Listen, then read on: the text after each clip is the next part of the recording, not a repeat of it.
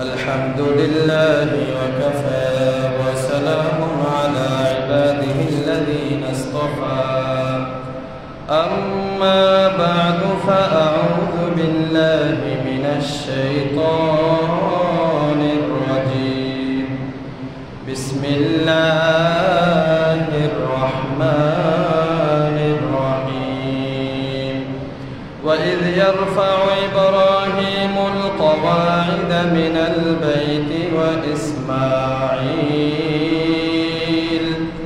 ربنا تقبل منا إنك أنت السميع العليم ربنا واجعلنا مسلمين لك ومن ذريتنا أمة مسلمة لك وأرنا مناسكنا وتب علينا إنك أنت التواب الرحيم ربنا وابعث فيهم رسولا منهم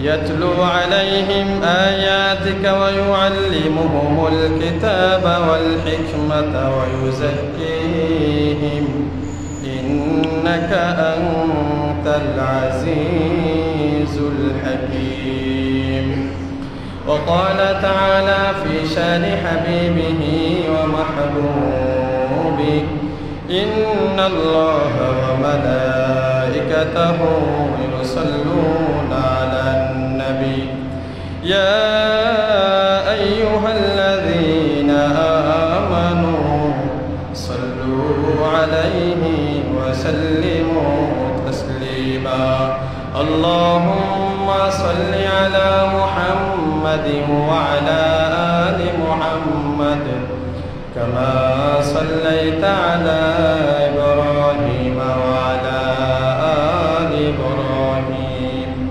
إنك حميد مجيد اللهم بارك على محمد وعلى آل محمد كما باركت على إبراهيم وعلى آل إبراهيم إنك حميد مجيد بلغ العلا بكماله كشف الدجى بجماله حسنت جميع خصاله صلوا عليه وآله سبحانك لا علم لنا إلا ما علمتنا إنك أنت العليم الحكيم اللهم إني أعوذ بك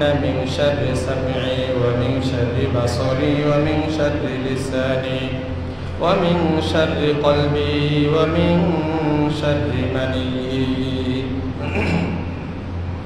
मोहतरम हाजिरीन श्रद्धेय मुरब्बियान किराम मुसल्लियान इज़ाम दीन प्रिय इस्लाम प्रिय कुरान प्रिय नबी प्रिय भाइरा महान रब्बुल आलामीनेर दरबारे लाखो कोटी शुक्रिया जिनि अत्यंत आदर करे माया करे जाचाई करे बाछाई करे आज के सप्ताहे सर्वश्रेष्ठ दिन जुमार दिन आमादेरके आगे आगे मस्जिदे आसार तौफिक दान करेछेन सेजন্য शुक्रिया तान सकले पड़ी आलহামদুলিল্লাহ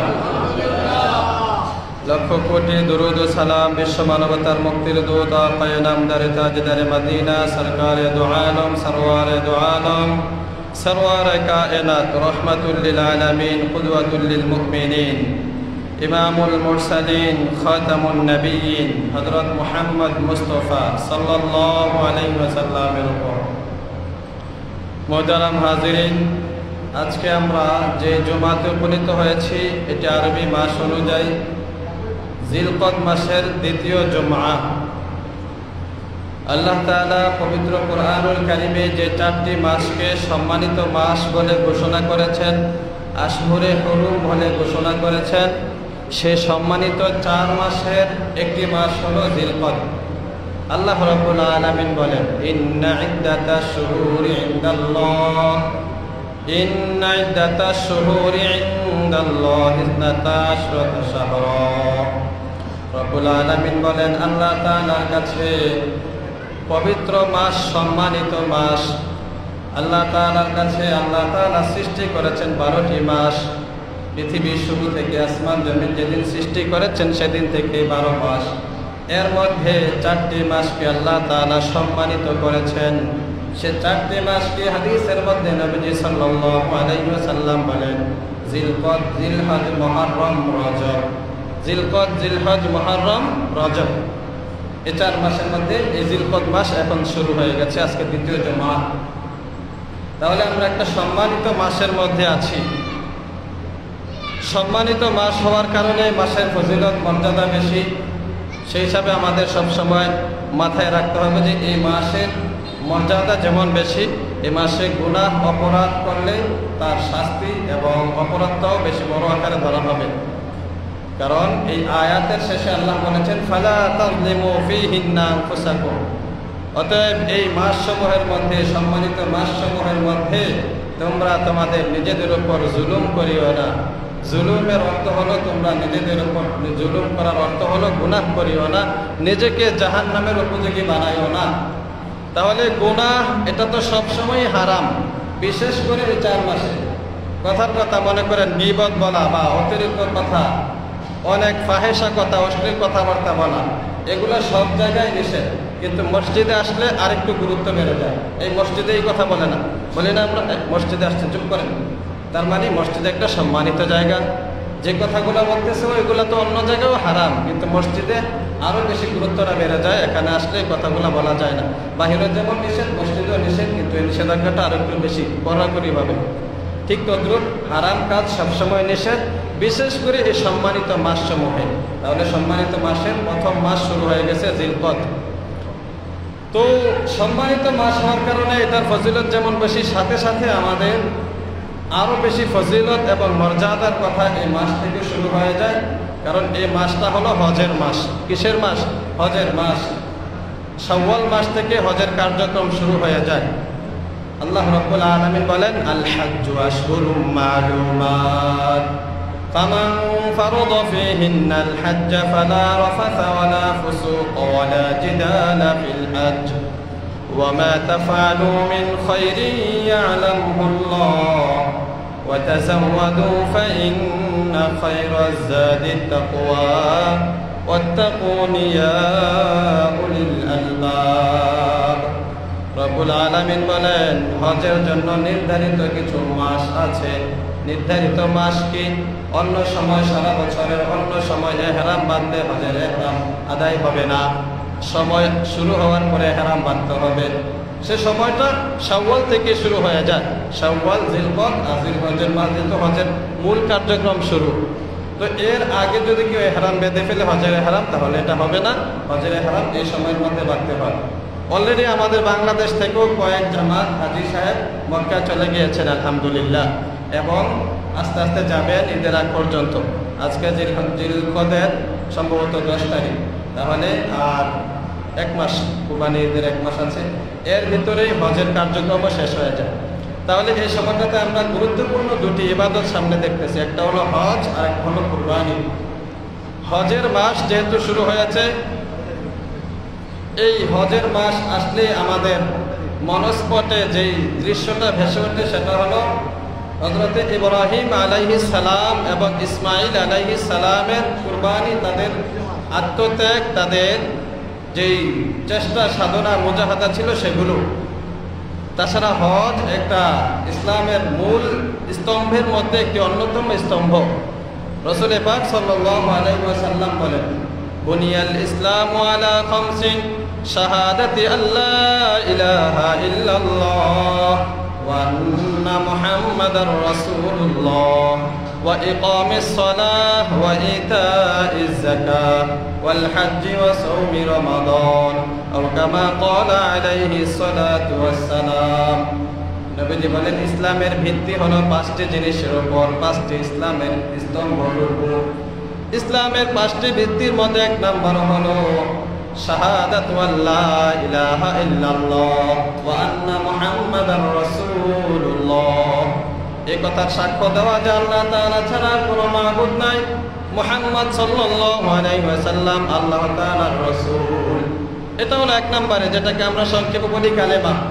দ্বিতীয় নম্বর হলো ইকামিস সালাহ, নামাজ কায়েম করা, ওয়া ইতাইজ যাকাত, তিন নম্বর হলো যাকাত আদায় করা, চার নম্বরে ওয়াল হাজ্জি, হজ সম্পাদন করা, পাঁচ নম্বর ওয়া সাওমি রমাদান, কোন বর্ণনা চার নম্বরে রমজান, পাঁচ নম্বর হলো হজ। আকপিস আছে, তবে পাঁচটার মধ্যে এই হজ অন্যতম একটা।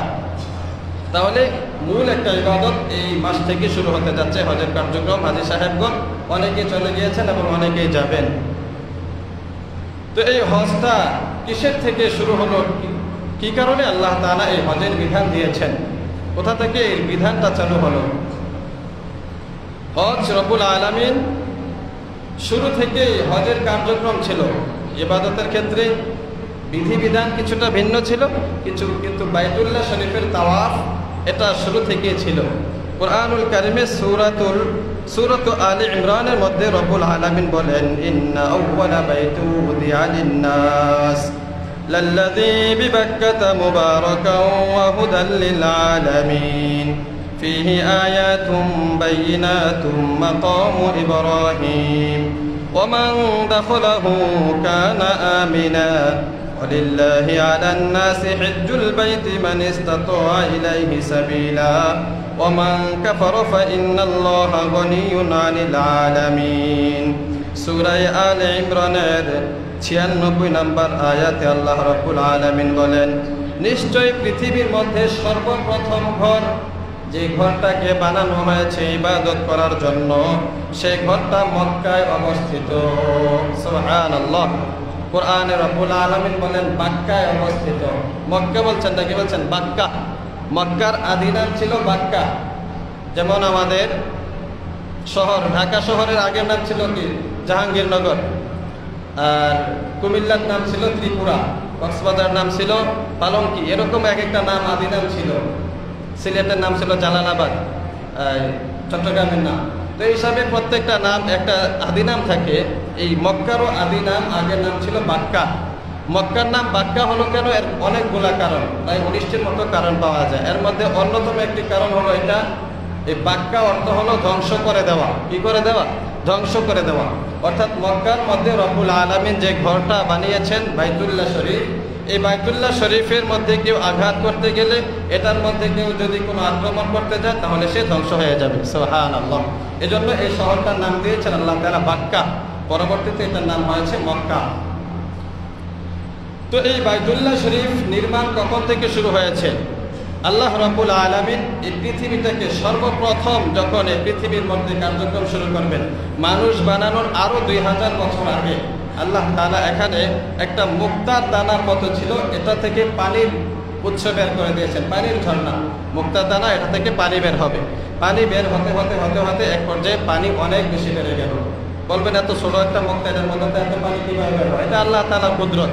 আল্লাহ তাআলার কুদরত। একটা বটের বিচি মনে করেন, ছোট বিচি, এটা তো ভালো করে দেখাও যায় না, কিন্তু এই বিচি থেকে বিশাল বড় বট গাছ হয়ে যেতেছে। তো আল্লাহ তাআলার কুদরতেও একটা মুক্তা থেকে আল্লাহ তাআলা এভাবে পানি বের করতে লাগলেন। এক পর্যায়ে পুরো পৃথিবী শুধু পানি আর পানি ছিল। তো পানির বৈশিষ্ট্য কি? বেশি পানি একসাথে হলে ঢেউ খেলে। আর ঢেউয়ের বৈশিষ্ট্য হলো যখন অনেকগুলো ঢেউ একসাথে হয়, ফেনা উঠে যায়। কক্সবাজার এগুলো দেখবেন ঢেউয়ের মধ্যে অনেক ফেনা উঠে যায় পরে। তো এই ফেনাগুলো সব যখন এক জায়গায় জমা হলো, রব্বুল আলামিন সেই ফেনাগুলোর দিকে কুদরতি নজর দিলেন। সুবহানাল্লাহ। এই ফেনাগুলো এক জায়গায় জমে গেল। বর্তমানে বাইতুল্লাহ শরীফটা যেখানে আছে সেই জায়গাটার মধ্যে সর্বপ্রথম জায়গা। এজন্য বাইতুল্লাহ শরীফের প্রতি আমাদের সকলের একটা টান, কারণ আমাদের সৃষ্টির উৎস সেটা, সেখান থেকে আমাদেরকে সৃষ্টি করা হয়েছে। যখন এই ফেনাগুলো জমে গেল, রব্বুল আলামিন তখন এই ফেনাগুলোর মধ্যে এই কুদরতি দৃষ্টি দিলেন। ফেনাগুলো আস্তে আস্তে শক্ত হয়ে গেল, খামিরার মতো হয়ে গেল। রুটি বানালে রুটির খামিরা যেমন হয়ে যায়, এমন হয়ে গেল। আল্লাহ তাআলা ফেরেশতাকে আদেশ করলেন এগুলাকে খামিরার মতো ছড়ায় দেওয়ার জন্য। এবার পানির উপরে কেমন যেন একটা এই বিছানা হয়ে গেল, পানির একটা উপরে আবরণ পড়ে গেল। দুধের উপরে যেমন সর পড়ে যায়, পানিটার উপরে এরকম ফেনা দিয়ে একটা আবরণ তৈরি হয়ে গেল। রব্বুল আলামিন এবার হযরত আদম আলাইহিস সালামকে সৃষ্টি করার ইরাদা করলেন। ফেরেশতাদের সাথে আলোচনা করলেন যে আমি একজন প্রতিনিধি পাঠাতে চাই। প্রতিনিধি মানে আমার কার্যক্রম, আদেশ নিষেধ বা আমি দুনিয়াতে কি করতে চাই, এগুলো তার মাধ্যমে বাস্তবায়ন করব। আমার খলিফা হিসাবে সে থাকবে।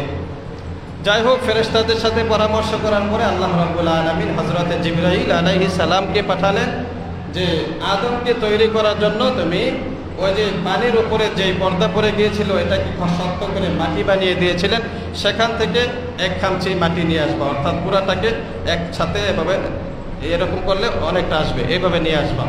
জিবরাইল আলাইহিস সালাম সেখানে গেলেন। সেখান থেকে অনুমতি চাওয়ার পরে মাটি তার অনুমতি দিচ্ছে না, যে না আমার কষ্ট হবে, চামড়া ছিলাই দিলে এটা তো কষ্টেরই ব্যাপার, মাটি অনুমতি দিচ্ছিল না। তারপরে হযরতে মিকাইল আলাইহিস সালামকে পাঠালেন, তিনিও এভাবে অনুমতি চাইলেন, অনুমতি দিচ্ছে না মাটি। এরপরে হযরতে ইসরাফিল আলাইহিস সালামকে পাঠালেন, তিনিও অনুমতি চাইলেন, অনুমতি দিচ্ছে না। 4 নম্বরে হযরত আজরাইল আলাইহিস সালামকে যখন পাঠালেন, তিনি আর অনুমতি নেন নাই, রব্বুল আলামিনের নির্দেশ, বাস এতটুকুই যথেষ্ট। এরপরে তিনি এই আল্লাহ তাআলা নির্দেশে সেখান থেকে মাটি নিয়ে আসলেন। আল্লাহ তাআলা এই মাটি থেকে হযরতে আদম আলাইহিস সালামকে সৃষ্টি করলেন। সুবহানাল্লাহ। আদম আলাইহিস সালামকে সৃষ্টির রহস্য এখান থেকে শুরু। আর এটা যেহেতু মূল কেন্দ্র এখান থেকে নিয়েছেন, সেই হিসাবে আমরা সকলে আদমের সন্তান, আমাদেরও একটা টান, সকলেরই একটা বাপদাদার বাড়ির প্রতি একটা টান থাকে, যে আমার বাড়ি ওইটা অনেক বড় বাড়ি করছে, বিশাল বড় বাড়ি, তারপরও বাবার বাড়ি যেখানে ছিল, মায়ের বাড়ি যেটা ছিল, ছোটবেলা যেখানে ছিল, ওইটার প্রতি একটা টান থাকে। সেই হিসাবে প্রতিটা মানুষের একটা টান বাইতুল্লাহ শরীফের প্রতি আছে। কাফের মুশরিকদেরও একটা টান মহব্বত আছে এবং ছিল। প্রকৃতপক্ষে যারা আহলে কিতাব ছিল, ইহুদি খ্রিস্টান, তাদেরও ছিল। কিন্তু বর্তমানে বিদ্বেষের কারণে, হিংসার কারণে অনেকে বাইতুল্লাহর সাথে বিরোধিতা করে থাকে অমুসলিমরা, কিন্তু মূলত তাদের মধ্যেও বাইতুল্লাহর প্রতি একটা টান আছে, ভালোবাসা ছিল, কারণ এখানে তাদের সৃষ্টির উৎস। যাই হোক, এখান থেকে বানানোর পরে রব্বুল আলামিন এখানে বাইতুল মামুরের বরাবর, অর্থাৎ বাইতুল্লাহ শরীফটা বর্তমানে যেখানে আছে, উপরে আরেকটা ঘর আছে, এটাকে বলে বাইতুল মামুর। সেখানে ফেরেশতারা তাওয়াফ করে। হযরত আদম আলাইহিস সালামকে যখন আল্লাহ তাআলা সৃষ্টি করলেন, যখন নিষেধ করেছিলেন ওয়ালা তাকরাবা হাযিহিশ শাজারাতা ফাতাকুনা মিনাল যালিমিন, এ আদম এবং আদমের স্ত্রী হাওয়া, তোমরা এই গাছের কাছে যেও না, সেখানে গেলে তোমরা অন্যায় করবে, অপরাধ করবে, এটার কাছে যাইবা না। কিন্তু আল্লাহ তাআলার এই আদেশ, হযরতে হাওয়া আলাইহিস সালাম উনি শয়তানের ওয়াসওয়াসায় পড়ে এই আদেশটা মানতে পারেন নাই, তিনি সেখানে চলে গিয়েছিলেন। হাওয়া আলাইহিস সালাম উনি সেখানে যাওয়ার পরে ফল খেয়েছেন। এই ফল এনে হযরত আদম আলাইহিস সালামকে দিয়েছিলেন। আদম আলাইহিস সালামও না বুঝে খেয়েছিলেন, যার কারণে আল্লাহ তাআলা দুনিয়াতে পাঠিয়ে দিয়েছিলেন। পাঠানোর পরে আল্লাহ তাআলা তাদের দুইজনকে দুই এলাকাতে পাঠিয়েছেন। হযরত আদমকে পাঠিয়েছেন শ্রীলঙ্কায়, বর্তমানে যে শ্রীলঙ্কা আছে সেখানে। আর হযরতে হাওয়া আলাইহিস সালামকে পাঠিয়েছিলেন জেদ্দা। জেদ্দা, এটা জাদ্দাতুন শব্দ থেকে আসছে। জাদ্দা মানে হলো নানি বা দাদি। আমরা বাংলাতে দাদি নানি বলি, আরবিতে একটাই শব্দ জাদ্দা। জাদ্দা বলতে দাদি অথবা নানি বোঝায়। তো যেহেতু হাওয়া আলাইহিস সালাম আমাদের আদি যুগের এবং সর্বপ্রথম মা, আর আরবিতে নানি দাদি এর উপরের লেভেলে যারা আছে সবাইকে এক ভাষায় বলা হয় জাদ্দা। আমরা বড় মা বলি, তারপরে আরো মা বলি। আরবিতে সবাইকে জাদ্দা বলা হয়। দাদিও জাদ্দা, দাদির মাও জাদ্দা, এই সিরিয়ালে সবাই জাদ্দা, নানির সিরিয়ালেও সবাই জাদ্দা, মহিলা যারা আছে। তো এই জন্য হযরত হাওয়াকেও জাদ্দা বলা হতো, মানে আমাদের নানি বা দাদি বলা হতো। তো যেহেতু হযরত হাওয়া আলাইহিস সালামকে ওই জায়গায় পাঠানো হয়েছে, এই জন্য এই জায়গাটার নাম এখন জেদ্দা হয়েছে। জেদ্দা এয়ারপোর্ট, যেটা সৌদি আরবে যেখানে এয়ারপোর্ট, জেদ্দা এয়ারপোর্ট, এই জায়গাটা হযরত হাওয়া আলাইহিস সালামের নামের কারণে এখানে এই জায়গার নাম দেওয়া হয়েছে জেদ্দা। শ্রীলঙ্কাতে হযরত আদম আলাইহিস সালামকে পাঠানো হয়েছিল। এরপরে ওনারা অনেক বছর কান্নাকাটি করেছেন। কান্নাকাটি করার পরে আল্লাহ তাআলা তাদেরকে একটি দোয়া শিক্ষা দিয়েছিলেন। তারা দোয়া করেছিলেন, রব্বানা যালামনা আনফুসানা ওয়া ইল্লাম তাগফির লানা ওয়া তারহামনা লানাকুনান্না মিনাল খাসিরিন। এই যে সূরা আরাফের 23 নম্বর আয়াতের মধ্যে এসেছে। ওবে যখন কান্নাকাটি শুরু করেছিলেন আর বলতেছিলেন, আয় আল্লাহ, নিজেদের প্রতি আমরা জুলুম করেছি, অপরাধ করে ফেলেছি। ওয়া ইল্লাম তাগফির লানা, যদি আপনি আমাদেরকে ক্ষমা না করেন, ওয়া তারহামনা, রহম না করেন, লানাকুনান্না মিনাল খাসিরিন, তাহলে আমরা ক্ষতিগ্রস্ত হয়ে যাব, আমরা বেইজ্জতি হয়ে যাব। আল্লাহ তাআলা এই দোয়া কবুল করলেন এবং সাথে সাথে ঘোষণাও দিয়ে দিলেন। আমাদের হাবিব সাল্লাল্লাহু আলাইহি ওয়াসাল্লাম আমাদেরকে জানিয়ে দিয়েছেন, আদম সন্তান যারাই অপরাধ করবে, নিজের প্রতি জুলুম করে ফেলবে, এরপরে এভাবে দোয়া করলে আল্লাহ তাআলা তাদেরকেও মাফ করে দিবেন। সুবহানাল্লাহ। এই দোয়াটা সবাই শিখবেন। রব্বানা যালামনা আনফুসানা ওয়া ইল্লাম তাগফির লানা ওয়া তারহামনা লানাকুনান্না মিনাল খাসিরিন। দোয়া যখন কবুল হইল, আদম আলাইহিস সালামকে আল্লাহ তাআলা নির্দেশ দিলেন যে হে আদম, বাইতুল মামুরের বরাবর আরশে আজিমের বরাবর একটি ঘর দুনিয়াতে বানানো হয়েছে, আমি সেখানে কুদরতিভাবে একটি ঘর বানিয়ে দিয়েছি, এটার নাম হলো বাইতুল্লাহ। এই ঘরের তুমি তাওয়াফ করবা। এই ঘরের তাওয়াফ করা হবে যেমনি ভাবে আরশে আজিমে তাওয়াফ করা হয়।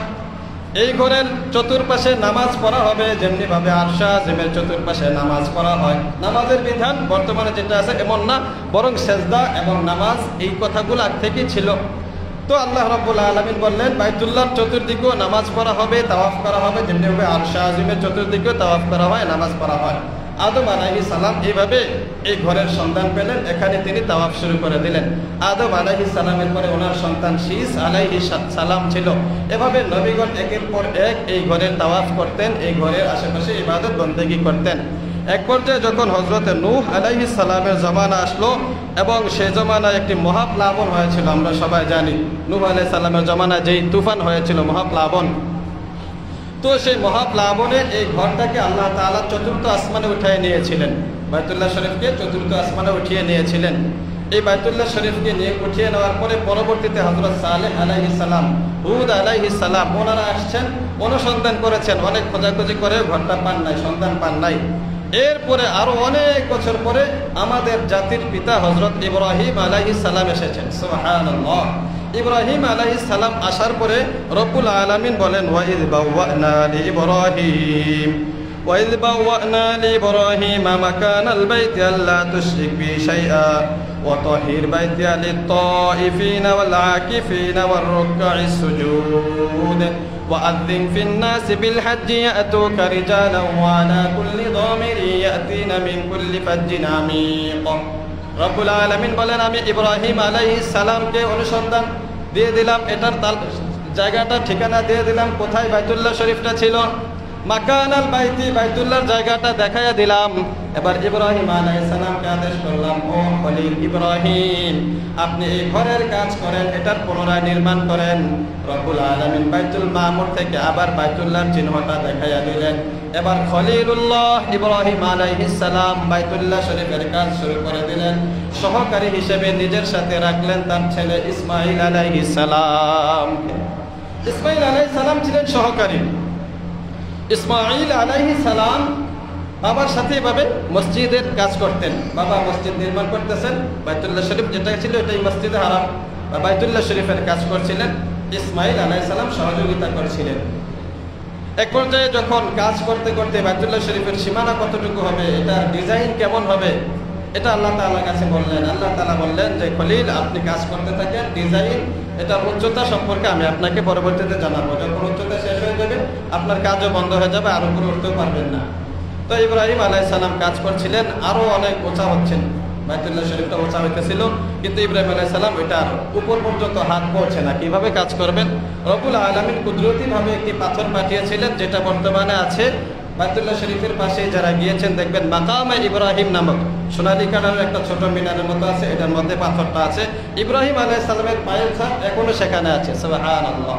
যারা কুদরত বিশ্বাস করে না, নাস্তিক যারা, এরা এই কথাগুলো কিভাবে অস্বীকার করবে বলেন দেখি? এখনো তো সেখানে পায়ের ছাপটা আছে, হযরত ইব্রাহিম আলাইহিস সালামের পায়ের ছাপ। তো ইব্রাহিম আলাইহিস সালাম এই পাথরের উপর দাঁড়িয়ে কাজ করতে লাগলেন। এটা লিফটের মতো কাজ করত। যখন উপরে ওঠার প্রয়োজন হতো আল্লাহ তাআলা কুদরতিভাবে এই পাথরকে আদেশ করতেন, এটা ইব্রাহিম আলাইহিস সালামকে নিয়ে উপরে উঠে যেত। সুবহানাল্লাহ। আবার নিচে নামার প্রয়োজন হলে আবার নিচে নেমে যেত। এভাবে ইব্রাহিম আলাইহিস সালাম এই বাইতুল্লাহ শরীফের কাজ সম্পাদন করলেন। রব্বুল আলামিন বলেন ইব্রাহিম নবী যখন এই কাজ শেষ করলেন, সাথে ইসমাঈলও ছিল, ওনারা কাজটা শেষ করার আগ মুহূর্তে অনেক কষ্ট করেছেন। একটা ঘর নির্মাণ করতে আর কেউ না, শুধু বাপ বেটা দুইজন। এভাবে নির্মাণ কাজ শেষ করে তারা আল্লাহ তাআলার কাছে বড় আশা নিয়ে অনেকগুলো দোয়া করেছেন। আল্লাহ তাআলা এই দোয়াগুলো পছন্দ করেছেন, এজন্য আমাদেরকে দোয়াগুলা পবিত্র কুরআনুল কারীম নাজিল করে জানিয়ে দিয়েছেন। সূরা বাকারার মধ্যে 127 নম্বর আয়াত থেকে এই দোয়াগুলো আছে। আল্লাহ রাব্বুল আলামিন বলেন ওয়াইদ ইয়ারফাউ ইব্রাহিমুল কওয়াইদা মিনাল বাইতি ওয়া ইসমাঈল রব্বানা তাকাব্বাল মিন্না ইন্নাকা আনতাস সামিউল আলিম। যখন ইব্রাহিম আলাইহিস সালাম এবং ইসমাঈল আলাইহিস সালাম বাইতুল্লাহ শরীফের ভিত্তি স্থাপন করলো, ভিত্তি যখন কাজ শেষ করলো, তখন তারা দোয়া করলো, রব্বানা তাকাব্বাল মিন্না ইন্নাকা আনতাস সামিউল আলিম। আয় আল্লাহ, আপনি আমাদের থেকে এই কাজটাকে কবুল করেন, আমাদের এই মেহনতকে আপনি কবুল করেন। সুবহানাল্লাহ। মুফাসসিরিনে কেরাম লিখেন, এত বড় কাজ আঞ্জাম দিয়েছেন বহু কষ্টের পরে, এরপরও তাদের অন্তরের মধ্যে এটা ছিল যে কাজটা সঠিকভাবে করতে পারলাম কিনা, ইখলাসের সাথে হইল কিনা, রব্বুল আলামিন এটা কবুল করলেন কিনা। এজন্য তারা কায়মনোবাক্যে কেঁদে কেঁদে আল্লাহ তাআলার কাছে এই দোয়াটা করতেছিলেন, রব্বানা তাকাব্বাল মিন্না ইন্নাকা আনতাস সামিউল আলিম। হে আল্লাহ, আপনি আমাদের থেকে এই কাজটাকে কবুল করেন, নিশ্চয়ই আপনি সব কিছু শুনেন, সব কিছু জানেন।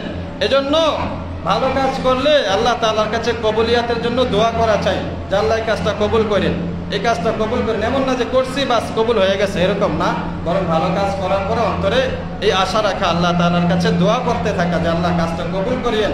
নামাজ পড়লাম, নামাজটা কি ঠিক মতে পড়তে পারলাম কিনা, কি ইখলাসের সাথে হলো নাকি লোক দেখানোর জন্য হলো নাকি অন্য কোনো উদ্দেশ্য ছিল, এই কথাটা ভিতরে রেখে আল্লাহ তাআলার কাছে বিনয়ের সাথে কবুলিয়াতের দোয়া করা চাই।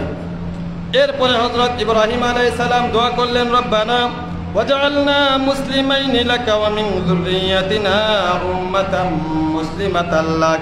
আয় আল্লাহ, আমাকে এবং আমার ছেলে ইসমাইলকে মুসলিম বানিয়ে দেন, আপনার প্রতি আত্মসমর্পণকারী বানিয়ে দেন। মুসলিম মানে আত্মসমর্পণকারী। আল ইসলামু ওয়ারদান নিহাদান, কিতাবের মধ্যে থেকে ইসলাম শব্দের অর্থ হইল আল্লাহ তাআলার আদেশের সামনে, হুকুমের সামনে গর্দানকে ঝুঁকিয়ে দেওয়া, যে আল্লাহ তাআলা যেটা বলেন সেটাই আমি করব, এটা যে মেনে নিতে পারবে সে হলো মুসলিম।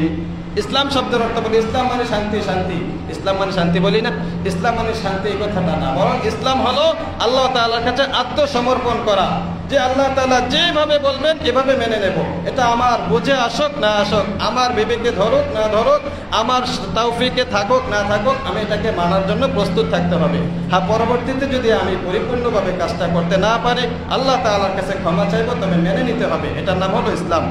হযরত ইব্রাহিম আলাইহিস সালাম বললেন, আয় আল্লাহ, আমাদের দুজনকে আপনি মুসলিম বানিয়ে দেন, আত্মসমর্পণকারী বানিয়ে দেন। ওয়া মিন যুররিয়াতিনা, আমাদের বংশধর থেকে যারা আসবে এদেরকেও আত্মসমর্পণকারী বানিয়ে দিবেন। উম্মাতাম মুসলিমাতাল লাক, এদেরকেও মুসলিম জামাত হিসেবে কবুল করে নেবেন। সুবহানাল্লাহ। এরপরে দোয়া করলেন হযরত ইব্রাহিম আলাইহিস সালাম, ওয়া আরিনা মানাসিকানা ওয়া তুব আলাইনা ইন্নাকা আনতাত তাওয়াবুর রহিম।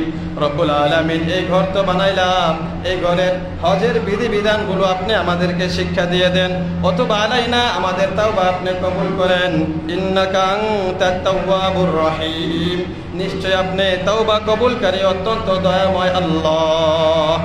এরপর ইব্রাহিম আলাইহিস সালাম আবার দোয়া করলেন, রব্বানা وبعث فيهم رسولا منهم يتلو عليهم آياتك ويعلمهم الكتاب والحكمة ويزكيهم إنك أنت العزيز الحكيم। এই দোয়াটা ছিল অত্যন্ত গুরুত্বপূর্ণ এবং এটার ফসল এখন আমরা ভোগ করতেছি। এই দোয়াটার মধ্যে ইব্রাহিম আলাইহিস সালাম বললেন, হে আল্লাহ, وبعث فيهم رسولا منهم, আমার বংশধরের মধ্যে একজন রসুল পাঠিয়ে দিবেন, যে রসুল ইয়াতলু আলাইহিম আয়াতিকা, তার উম্মতের মাঝে আপনার আয়াত তেলাওয়াত করে শোনাবেন। আপনি তাকে যে কিতাব দিবেন সেই কিতাব তেলাওয়াত করে শোনাবে। ওয়া ইউআল্লিমুহুমুল কিতাব, তাদেরকে কিতাব শিক্ষা দিবে।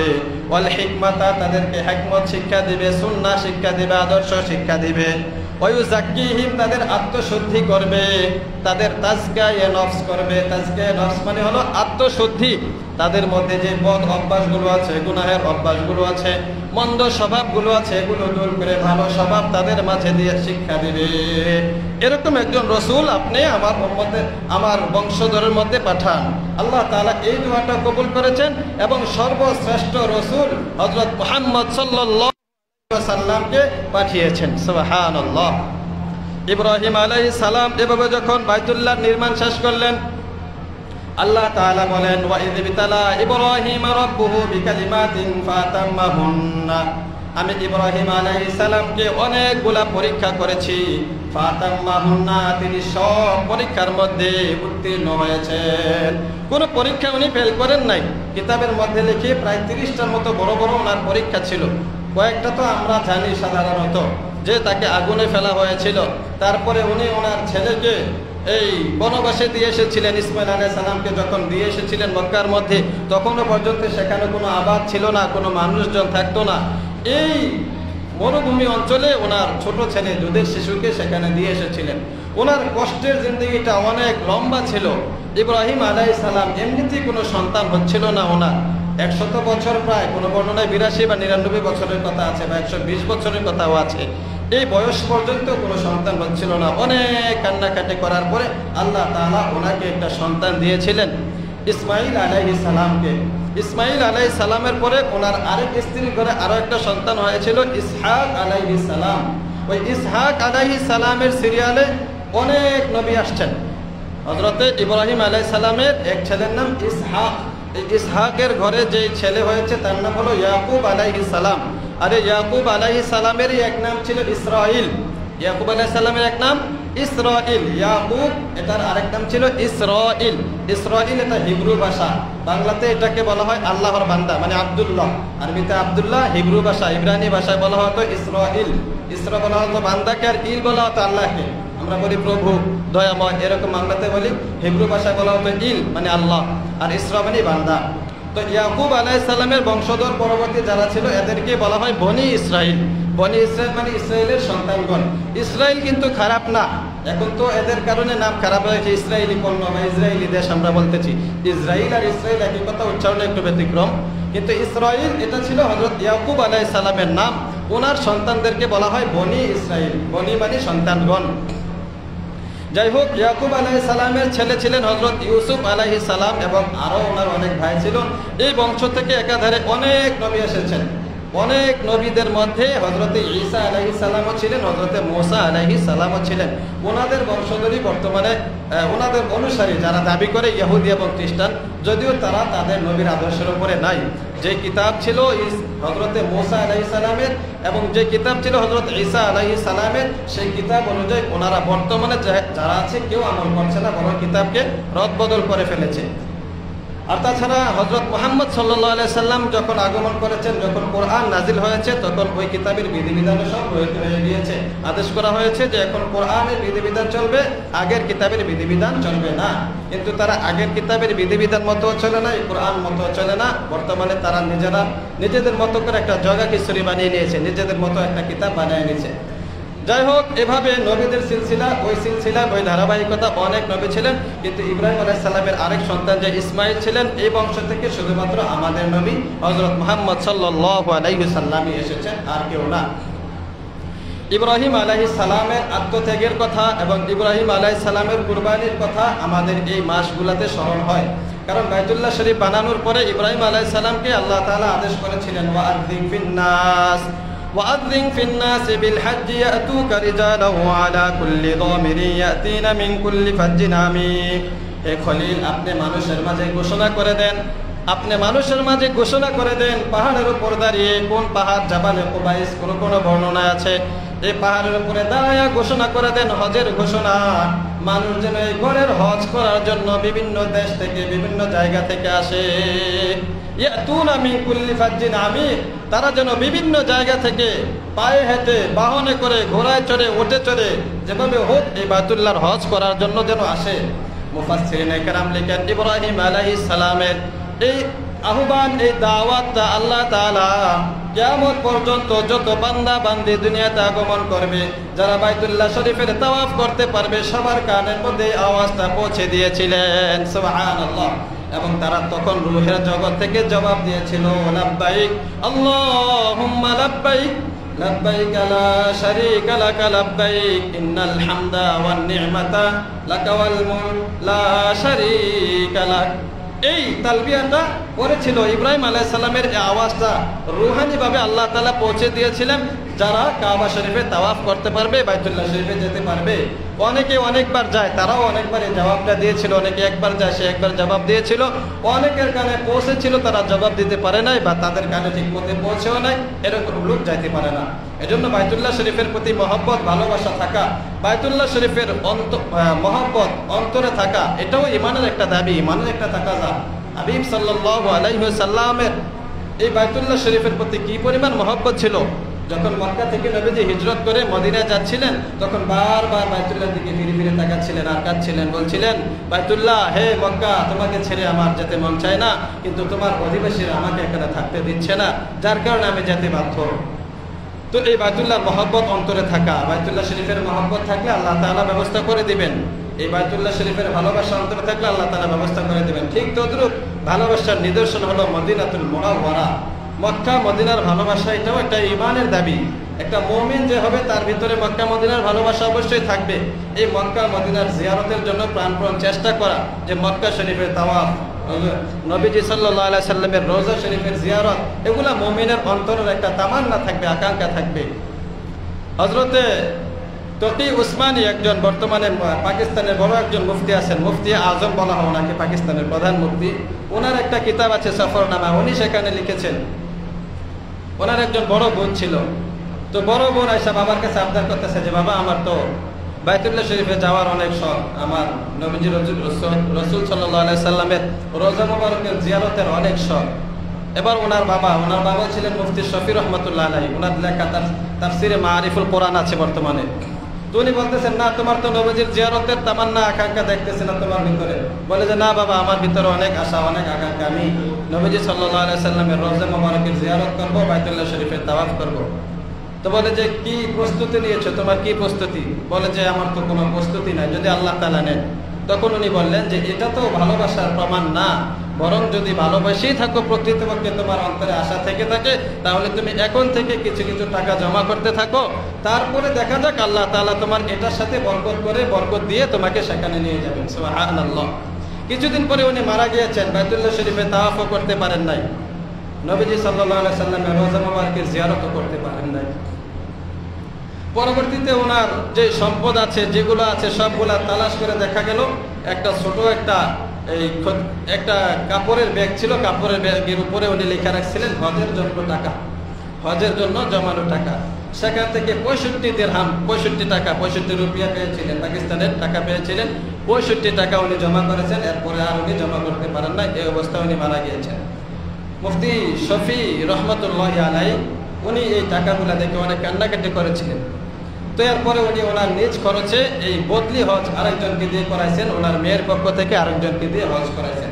তো উসমানী সাহেব দামাত বারকাত উনি লিখেছেন যে, হজের জন্য, নবীজির রওজা মুবারকের জিয়ারতের জন্য যাদের অন্তরে তামান্না, শৌক আছে, তাদের উচিত হলো এভাবে প্রস্তুতি নেওয়া, টাকা জমাইতে থাকা। অনেক ক্ষেত্রে দেখা যাবে অনেক কম আর স্বল্প আয়, তো এগুলি দিয়ে অনেক সময় দেখা যাবে পারিবারিক খরচ, এগুলো ভিতরে অসম্ভব হয়ে যায়, কিন্তু আল্লাহ তাআলা বরকত দিয়ে দিবেন।